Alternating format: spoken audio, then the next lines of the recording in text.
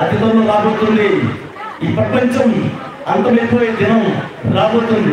స్తోత్రం. ఏమండి ఒక మాట అండి, మా చిన్నప్పుడు ఒక కార్యక్రమం జరిగింది, చెప్పను పేరు కూడా చెప్పనండి. అది కార్యక్రమం చాలా రోజులు జరిగింది. అప్పుడు చెప్పొచ్చారంట, ఎలా జరుగుతుంది ఎలా జరుగుతుంది ఎలా జరుగుతుంది ఎలా జరగబోతుంది భవిష్యత్తు చెప్పారు. దానికి స్తోత్రం. నేను ఎవరిని విమర్శించలేదు కానండి, అందుకే పేరు అతను లేదు, చెప్పొచ్చారు భవిష్యత్తు చెప్పారు, మేము చక్కగా. అయితే యేసు ప్రభువు చెప్పారని అసలు భవిష్యత్తు. దానికి స్తోత్రం. హల్లెలూయా. ప్రపంచ భవిష్యత్తు చెప్పిన దేవుడు యేసు ప్రభువు అక్కడే. దానికి స్తోత్రం.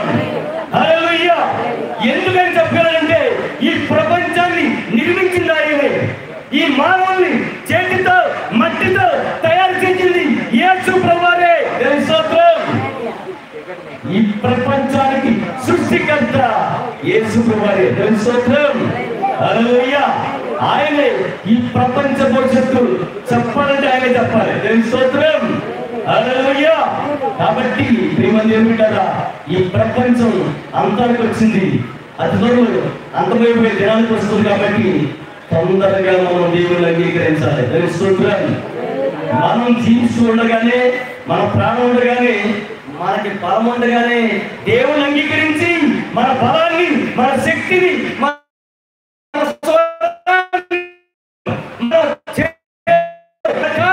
కంటిని యేసు ప్రభుకి సాధనగా దేవుడంటాడండి, మీ దేహమును సజీవంగా ఆయనకు సమర్పించుకోండి. స్తోత్రం. హల్లెలూయా. మనం దేహాన్ని దేవాలయం, మన దేవుడు దేవుడు ఉండటానికి ఇష్టపడుతూ ఉన్నాడు. దేవుడు ఏం కోరుకోలేదండి, మన హృదయాన్ని కోరుకుంటూ ఉన్నాడు. స్తోత్రం. మనది ఏముంటుంది, ఆయన ఆలయం అంట.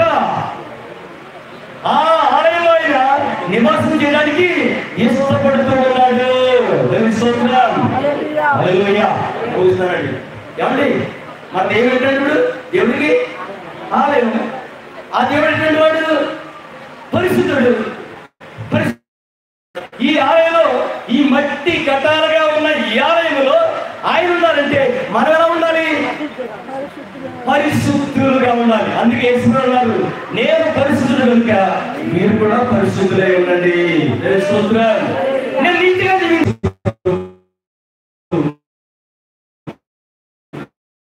ఆయన అందరి దేవుడు, కొందరి దేవుడు కాదండి. ప్రపంచానికి శరీరాలుగా 2000 సంవత్సరాల లోకానికి వచ్చాడు. కాబట్టి వారందరూ కూడా ఏమి ఎరగేవాడు దేవుడని తెలుసుకొని ఆయన అంగీకరించి రక్షించబడి నిత్య రాజ్యానికి, అంటే మోక్షానికి, పరలోకానికి, వైకుంఠానికి వెళ్ళాలని ప్రేమతో ఈ మాట తెలియజేస్తాను. దేవుడు వచ్చిన మీ అందరినీ కూడా దేవుడు దీవించి ఆశీర్వదించి బలపరిచి నిత్య రాజ్యానికి వారసులుగా సిద్ధపరుచుగాక. ఆమేన్. నేను స్తోత్రం. హల్లెలూయా.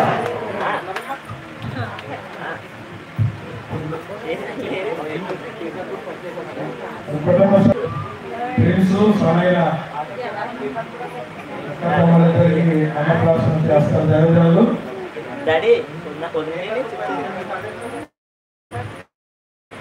సభ్యులు అందరూ కూడా రావాలి వేదిక మీదకి.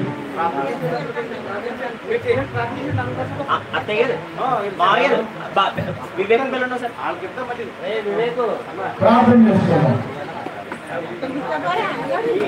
మహోన్నతుడైన మా ప్రియ పరలోకపు తండ్రి, నీకు వందనాలు. ఆయన ఈ కుటుంబాన్ని అత్యధికంగా మీరు ఆశీర్వదించి బలపరిచి వృద్ధి చేసినందుకు నీకు స్తోత్రం. నేను తలపడానికి పిల్లలు పద్నాలు సనైన అలాగే ఫ్రెండ్స్ ఇద్దరిని కూడా మీరు ఆయన బాల్యం నుండి ఆశీర్వదించండి. మీలో అనుష్ఠాలు ఒక ప్రయోజనం చేయండి. మీ కొరకు గొప్ప కార్యం చేయవారిగా తీసుకెళ్ళండి. ఈ సమయంలో వారికి ఆయన అన్నప్రాసన చేస్తూ ఉండగా ఆయన మీ దీవెన అనుగ్రహించి మేము కొరకు వాడుకోమని ఈ కొద్ది ప్రార్థన మనల్ని పాసం చేసుకున్నాను. యేసయ్య నామమున అడుగుతున్నాం పరమ తండ్రి. ఆమేన్.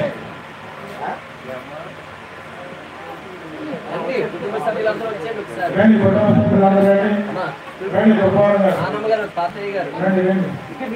పాస్టర్ గారు, గొప్పవారు గారు, పాస్టర్ గారు